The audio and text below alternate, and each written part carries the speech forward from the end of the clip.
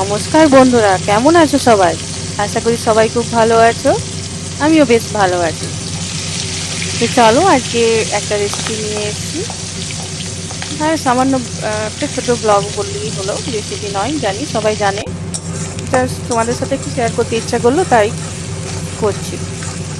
আজকে হচ্ছে একটা রান্না, স্পেশাল হচ্ছে আমার মেয়ের আবদারে চিংড়ি পটল আলু দিয়ে একটা কারি।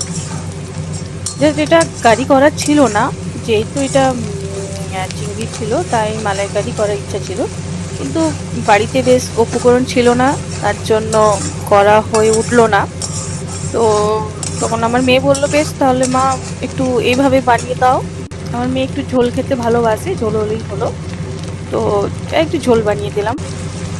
তো দেখো চিংড়ি ভাজা হচ্ছে, তারপরে পেঁয়াজ ভাজা হলো আস্তে আস্তে, তারপরে আস্তে আস্তে সব মশলা দেওয়া হচ্ছে নর্মাল, যেরকম আমরা মাছের কারি করে থাকি সেসব মশলা দিয়ে একটা কারি করা হচ্ছে। আস্তে আস্তে কষানো হচ্ছে, বেশ ভালো করে কষানো হচ্ছে যতক্ষণ না তেল ছাড়া হয়। তাই দেখো গুঁড়ো মশলা দেওয়া হচ্ছে, জিরে গুঁড়ো, ধনে গুঁড়ো, লঙ্কা গুঁড়ো। আর এইটা জিরে গুঁড়ো দিতে ভুলে গেছিলাম, আবার পরে অ্যাড করলাম। হলুদও দিতে ভুলে গেছিলাম, পরে অ্যাড করলাম। আমার এরকমই হয়, রান্না করি মাঝে মাঝে একটু একটু ভুলে যায়, কিন্তু তা আবার পরে মনে পড়ে যায় মা একটু হলুদ দেওয়া হলো না, তো তাই হলুদ দিয়ে ফেললাম, বা নুন দিতেও ভুলে যাই।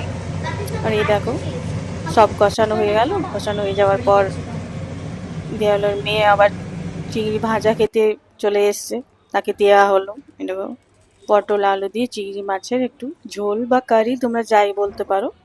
একটু গরম মশলা দিয়ে একটু নামিয়ে দাও, ঘি গরম মশলা দিয়ে, ভালো লাগবে খেতে, মন্দ লাগবে না। এ দেখো এটা আমার থালি, দুটো পিস নিয়েছি, বেশি খাওয়া যাবে না যেহেতু আমার একটু ওভারওয়েট আছে, তাই